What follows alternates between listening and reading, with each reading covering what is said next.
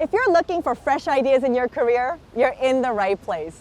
In British Columbia, the mineral exploration and mining industries are expecting thousands of new job openings in the coming years.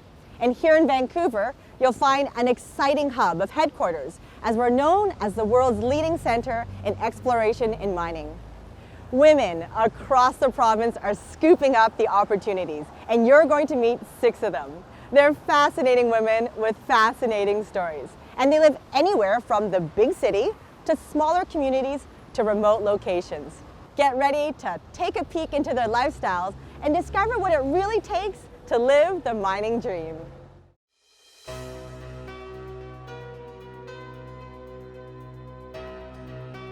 I honestly feel like Superwoman.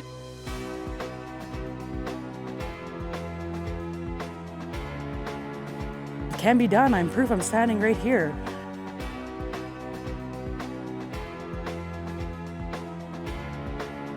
It's a great time for women to be working in mining.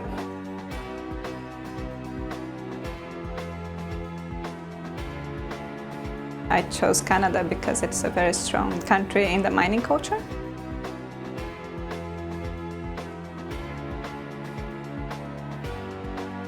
With the work that I'm doing, I am making a difference.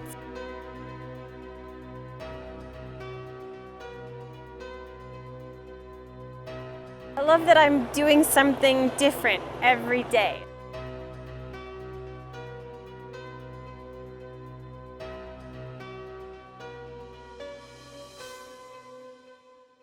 You are in for a treat. You're about to find out what life is like at a gold exploration camp. Now, to just give you a sense of what it took to get here, we got on a plane ride for 2 hours from Vancouver, then hopped into a van and drove on a highway for 5 hours, then got onto a helicopter so we could land here at Brucejack. Let's go and meet the senior project geologist.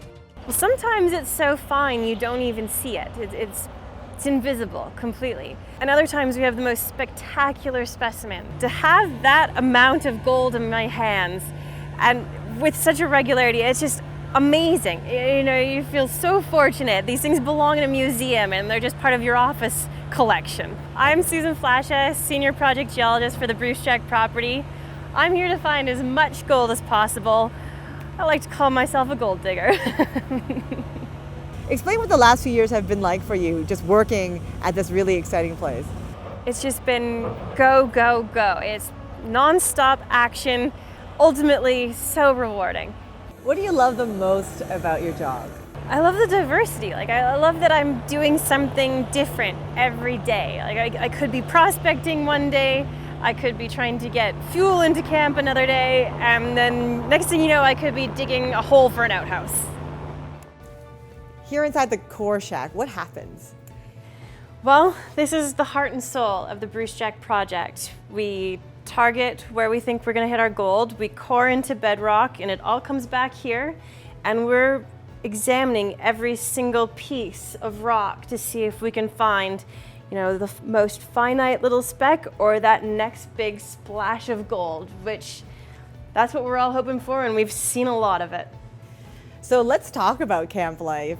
I would imagine it's really challenging. What's it like? Well, here at Brucejack, you know, we like to get together after work and go for some hikes. You know, there's Pictionary tournaments and crib games and the odd poker tournament as well.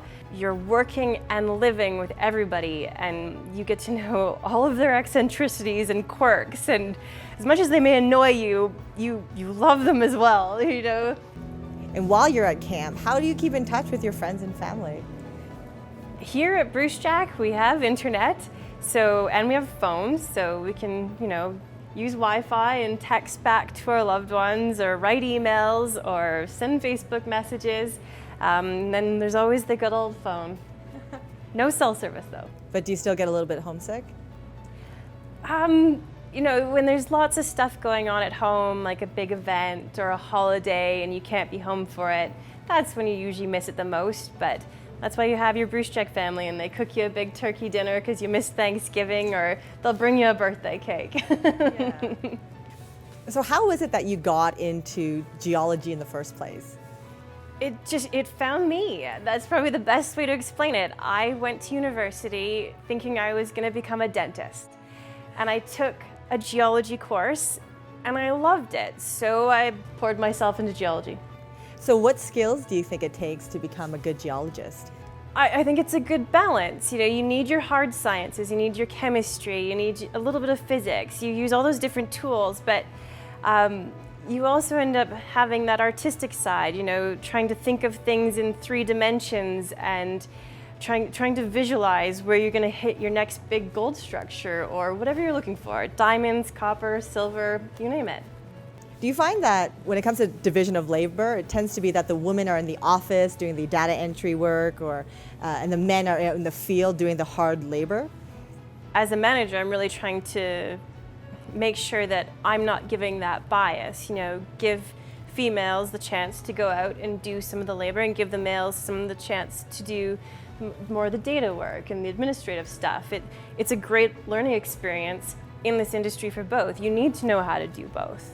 And if you had some advice for a young woman who might be considering mining, what would you tell her? Go in with an open mind, you know, don't be intimidated by the task. Just give it your best shot. There's going to be somebody that's going to teach you and help you out and support you. You know, have a little bit of confidence in that, knowing that the person before you was also in the same situation at one point before.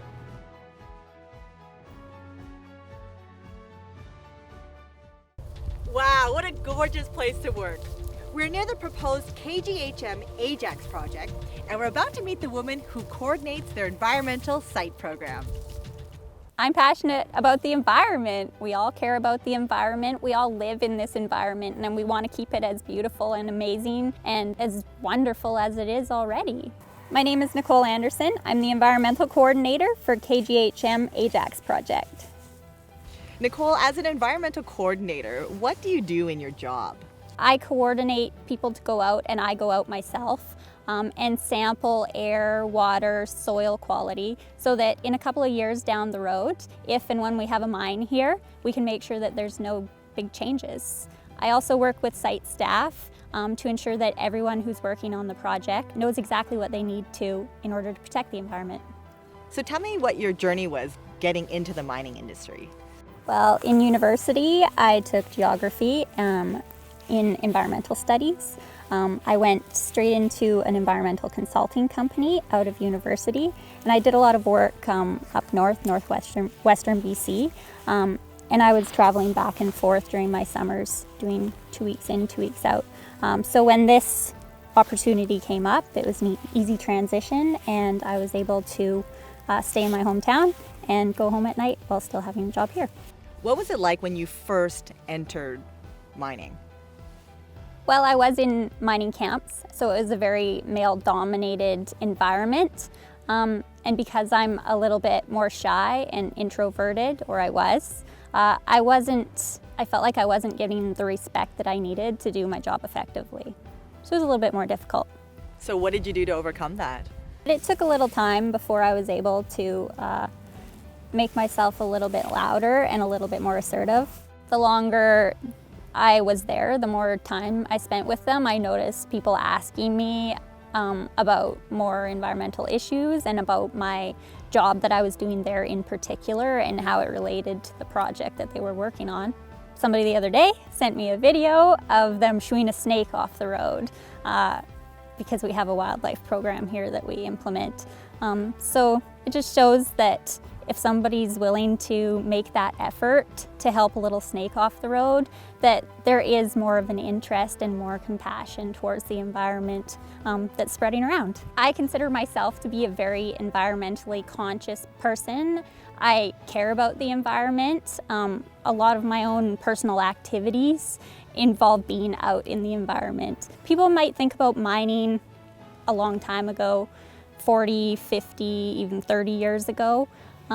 It's not like that anymore. People are much more conscious of the environment in which they live. And there's a lot of regulatory requirements that we need to follow that were developed from government and the people in order to ensure that we're environmentally sound. Do you find there are a lot of women working in the environmental field in mining? I noticed that the environmental field is becoming a lot more populated with women. And what do you think of that? It's great. We're awesome. I don't want to say that men aren't compassionate, but I feel like by nature, women are a lot more compassionate and caring and detail-oriented, and I think that that's a good thing to have in this profession. When I first came into my position, there was a woman who'd been in the industry for a really long time, and I started working with her more, and she told me that I was going to do great things, and she really believed in me, and that made me feel a little bit better and assured me that I was going to do great things. And that was mental support and emotional support and even physical support in some cases when I need help. What does a typical week look like for you? Well, I work here Monday to Friday from about 7 o'clock till 5:30, and on the weekends we usually go hunting during hunting season or hiking somewhere around the area or fishing or camping depending on when it is. If there's a holiday, we might go camping. What would your advice be to young women or other women looking to work in mining? Speak up. You've got a lot more great ideas than you might think that you do. Be confident and outspoken, even if I wasn't at first. And you can make a difference in the world. I know this because with the work that I'm doing, I am making a difference.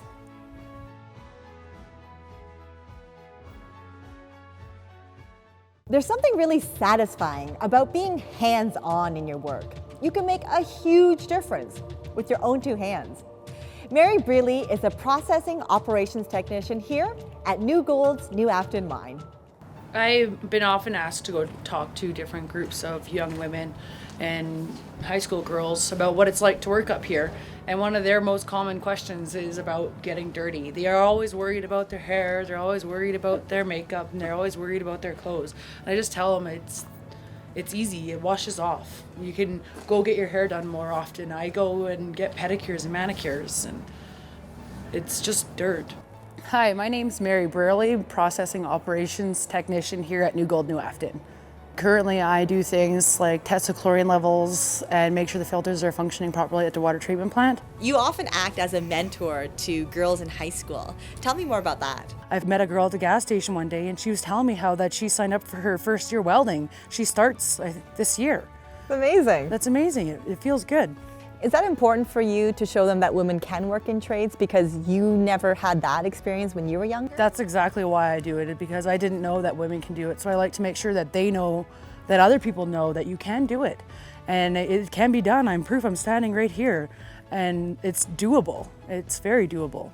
So I thought I had to work in a daycare because I thought that's one of the jobs that women had to do. I thought that was it. Like they work as a hairdresser, they paint nails, or they do makeup, or they work in a daycare. And I thought that was what I was going to do. I work in a daycare. That was my job. Eventually, I ended up talking to some people, and I found out what their wage expectancy was for how many ever years. And I decided that wasn't going to be enough for me and my son. And that was when I discovered AMTA. I seen a sign, and it said mining, training, Aboriginals, and that was enough. It brought me through the door, and they signed me up for some programs. I took a math upgrading program, I took an environmental monitoring training program, and I took a heavy equipment operating program, which all led to me finally getting an interview here at New Gold. So what was so cool about driving these heavy trucks and all the heavy machinery? They're huge. They're absolutely huge. Some of them, you look at them and you're like, I'm 2 feet shorter than its tire. That's just the beginning of it. Yeah. So it wasn't intimidating for you at all to have to climb into these big trucks and drive them around? Well, of course it was intimidating. There's a lot of things that happen that are intimidating. But I mean, just because it's scary doesn't mean you can't do it. I mean, you have to be brave enough to do it. My favorite was when I was learning how to run the excavator, and I was making something called a windrow. Basically, it was like a pile. And what I was trying to do is get the loader to put the material up higher than it could actually reach. And when you're running the excavator, you're using your hands and your feet and your thumbs and swinging things and moving stuff all over the place. It was a lot happening all at once, and to see it actually, the material go on top of the hill like it was supposed to, it was super, it's satisfying, exciting, probably the best like 5 minutes of my life. I enjoyed working in grinding. There's a lot to do in grinding. It was actually one of the best weight loss I had done in a long time. There's a lot of stairs, there's a lot of shoveling, there's a lot of walking. 2 years ago I had a baby and I was on maternity leave. I came back to work off maternity leave last October. Basically, I never stepped foot in the gym and I still lost all the baby weight. So when you first started working here, you were a single mom, you were young, you're Aboriginal. Was that challenging for you? Yeah, it had its challenges. I was often, even still now, I get called a kid. It doesn't bother me, it never did bother me. But a lot of the people that I work with, I was born the same year they graduated. So tell me about the time when you were working as a daycare assistant. When I was working in the daycare, money was tight. I had to make choices of buying a can of Kraft Dinner or a can of corn and decide, okay, what am I gonna do? What am I gonna feed him for the next 2 weeks? Little things like that was like a big thing, just because it was not easy for us back then. Now that you're working here in the mining industry, tell me what your life is like now. My son, he plays hockey. He's been playing hockey now since I started working here. We do things. I don't have to choose between food and bills. I don't have to make those choices anymore. I don't have to, like my youngest son, I've never ever had to count diapers and make sure that there was gonna be enough to get me to my next payday. And that makes me feel good knowing I've gotten partially up to the staircase to where I want to be, and I know I can take care of me and my kids. I know that we'll be okay.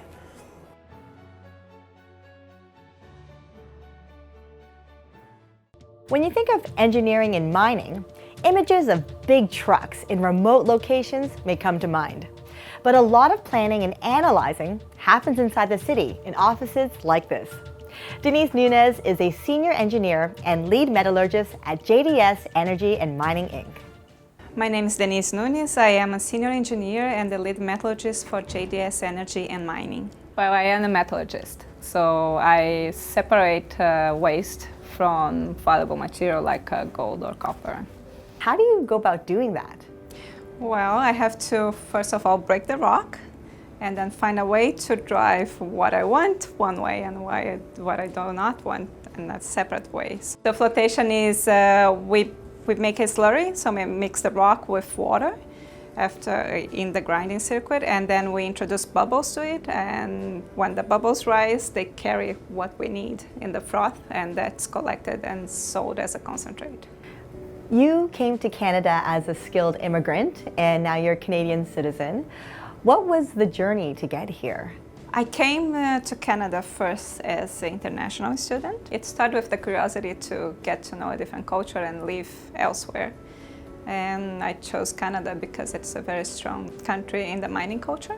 From your perspective, Denise, what would you say are some of the advantages of working in Canada in the mining industry as a skilled immigrant? It's the understanding of different cultures, right? Like I come from a Latin background, so for me it's easy. I'm comfortable and have an easy time to work with people in different countries like Mexico, Argentina, Chile, because I do have that background and that understanding of their culture. What kind of skills do you need to become a top-notch metallurgist and senior engineer? Good problem-solving skills, and chemistry helps a lot, physics, and it's the science side of engineering. Listening skills is pretty good as well, right? You have to go listen the problem and think outside the box and find a solution, so that's what I do. Language skills are great skills to have. I can work in any country that speaks Spanish, Portuguese, or English, so that's definitely a good asset to have in the mining industry because we work everywhere. Give me a sense of what countries around the world you've worked in. Well, I have worked in Brazil, Ecuador, Chile, Argentina, Canada, Mexico, US, Australia. Wow, it's a pretty long list. Yeah, it is. It's fun. I like seeing different countries. Right now, how much time are you spending in the office and then how much out in the field? Nowadays, I'm about 50-50, so it's great. I have to spend some time in beautiful British Columbia, Vancouver, which I love and chose to be my home. And I also have the chance to travel to many different places, get to work with different people, different cultures, so it's amazing. Give me a sense of the work you do here while you're inside the office. When I'm in the office, I keep receiving the data from the site. So I have the chance to analyze how the production is progressing, like how much gold, copper, silver, zinc or lead is being produced. And then I can just help them to be more efficient. How do you help them be more efficient? I look at what is being fed to the mine and I see, oh, that mineral seems to have a special challenge, so we need to change the chemicals when that comes. So that way we build the knowledge to keep the process as efficient as possible. So just those small tweaks, for example, in the chemical makeup, that can make a big difference in the level of production? Absolutely. It can be a huge difference. It can improve like a couple of % recoveries, and that's a big thing. If you had any advice for women who want to go into mining, what would you say to them? Go for it. It's a beautiful industry. Like, we do more than digging holes. We generate jobs, we build community. I do believe we have a positive impact in the world, so just go for it.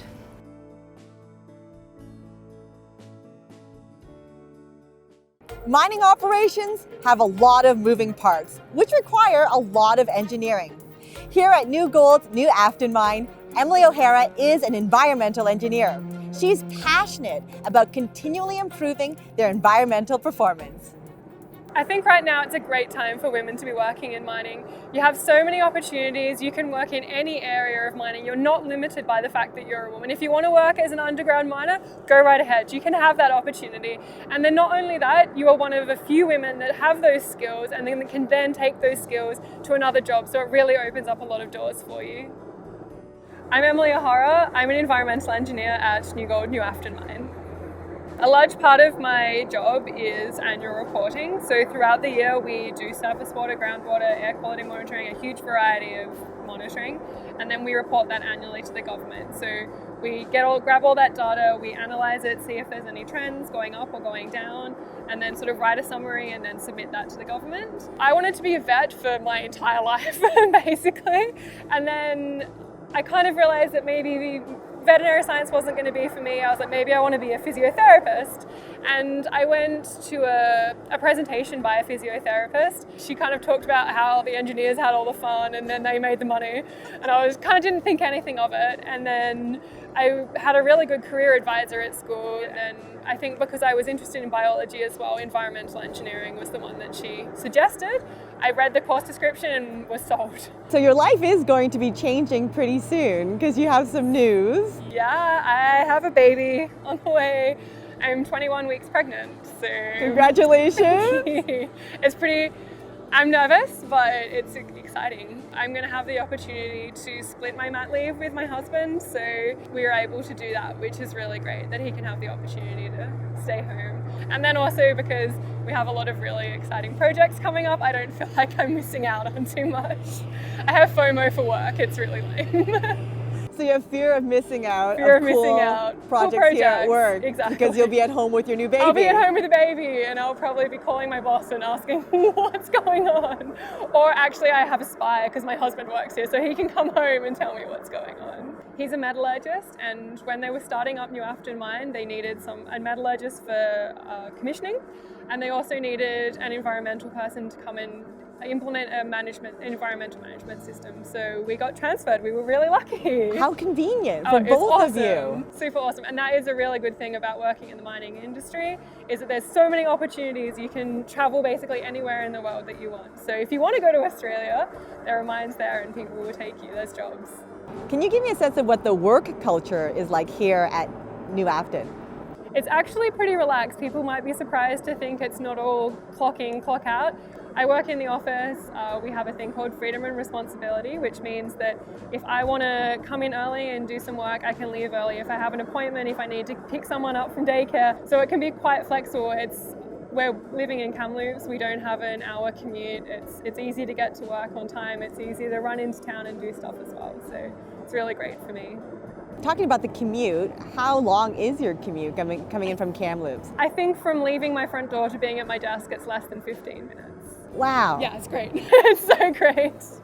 what is it about being an environmental engineer that makes you so passionate?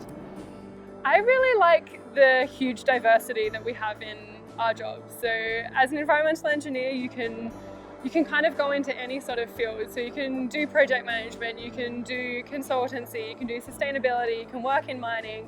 And mining is great because you really have that hands-on ability to change a lot of things. There's a lot of innovation, things change very rapidly. Like the base style of mining might not have changed, and the sort of chemical processes of milling processes might not change a great deal, but the application of those processes does. So there's always a better way, there's always different rock types, there's always different ore that's coming through, there's always different environmental challenges. So it's just coming up with those different sort of solutions to the different environments that will always be presenting themselves. What does the word sustainability mean to you? I always look at it as environmental, social, and economic factors. Generally, social responsibility in any sort of workplace, including mining, and mining it is essential at the moment in this day and age to have a social license to operate, and that means doing the right thing always and making sure that we're managing the environment and our communities. It's always at the forefront of our mind. It's always the first thing that we're doing when we're coming into work every day.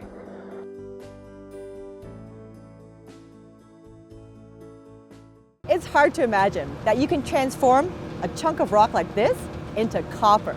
And it's here at the mill where that transformation begins. Denise Ackley spends a lot of time here. She's a mill maintenance electrician at the Teck Highland Valley Copper Mine. Denise is living proof that if you can dream it, you can transform your life. I honestly feel like Superwoman. I do. I did this by myself. I can't believe it. Hi, I'm Denise Ackley. I'm a mill maintenance electrician at Teck Highland Valley Copper. The mill is where we process the ore. Our days vary from day to day. Some of our work orders consist of changing out light bulbs in the administration building, and other days we're doing preventative maintenance on large electric motors. Tell me what your strategy was to first get into Teck Highland Valley Copper. So I was trying to apply at Teck Highland Valley Copper for about 3 years as a red seal electrician, and finally I decided to get my foot in the door, I would apply for an entry position. So I was interviewed for all entry positions and was a successful candidate for building service worker. And my duties included doing janitorial work in and around the mill. When I became a janitor, I actually learned some really good techniques to clean up my own house. So it shows you can learn from any position that you're doing in life. Absolutely, yeah. So how did you transition over into becoming an electrician then? I was working as a janitor for 6 months, and a posting became available for an electrical position, so I applied and I was accepted. Wow, what was that like? It was awesome. That's why I was here. I was finally able to utilize my Red Seal ticket. Tell me about your family. I have 2 children. I have a 15-year-old daughter and a 12-year-old son, and we actually just moved back to Merritt, and Teck Highland Valley Copper has actually allowed me to be home each and every night with my children. Did you think that was possible, that you could work in the mining industry and do that? Absolutely not. I thought I was for sure going to head up north somewhere and have to do camp work, so I'd be gone for long stints, like 21 days out, 7 days in is kind of what I was looking at. Give me a sense of what your typical week looks like. Well, I work Monday through Thursday, 10 hours a day, so I'm home every night. I get to help my kids with their homework, and I still cook meals each and every day. And on the weekends, well, we travel, I go fishing. I'd never be able to do that if I was working up north. What kind of career advice do you give your own kids? Well, I tell them that they can go to university, and my son actually wants to be an engineer, and I completely support that. And my daughter's a little unsure, so she's always looking up to me, and she actually has discussed that she would be interested to get into the trade. Are you happy about that? Absolutely. How come? Well, I think if she decides to get into the trade, honestly, there's financial freedom at the end of that as well. And it's a career that I've loved. What was your childhood like growing up? We struggled. We were financially unstable. We didn't always have food, but my kids have no idea what living like that is like. My life leading up to being in the trades, I struggled financially. I had 2 kids. I lived in low-income housing, which actually was one of the tools I utilized to push me through school, and so I stayed in native housing as long as I could. And now that I'm in the trades at Tech Highland Valley Copper, I live in this 3,400 square foot mansion, and my kids can't believe it. Even today, my son looks around and thinks, wow, I can't believe we live here. When you were younger, did you have any idea that you might want to work in the trades? No, absolutely not. I remember going back to kindergarten, I wrote in my journal that I wanted to be administration assistant.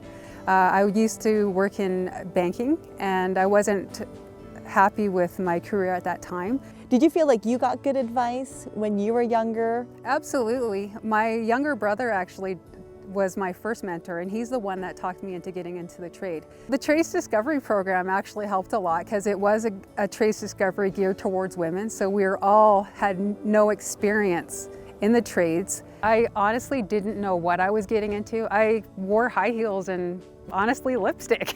It actually pinpointed that electrical was in fact the trade that I wanted to get into. So what has been the experience working with mostly men? I'm not gonna lie, you do walk in and it can be intimidating at first. Being an Aboriginal woman in the trade, my challenges have really been kept to a minimal. I think it's going in with the right attitude, and if you give respect, you're gonna get respect. The guys have been great. They've accepted me, I've accepted them, and you know, I ask the questions and they're all mentors. What is it that you love about electrical work? You're building something and you get to see the final product through to it actually working. I love it because when we come into some areas it's dark, and then when we leave it, then the lights go on. So you literally are bringing light into a place. Exactly. I still love flicking the switch and seeing the light turn on. I love that. It's what we do. You get instant gratification. Instant gratification. My name is Dave Bazowski. My experience in the mining industry includes human resource management and general management. I currently chair the BC Mining HR Task Force. We determined early on that there were going to be significant labor shortages in our industry. As a result, our task force is focused on encouraging people to enter our industry with great and rewarding careers. I urge you to come out and join us in this very, very exciting industry. How do you do that? You talk to career counselors, you talk to people in the mining industry, you go online and you do some good research. And a good place to start is to explore our highly informative website at careerinminingbc.ca. Come and join us and find out why a career in mining is more than you think.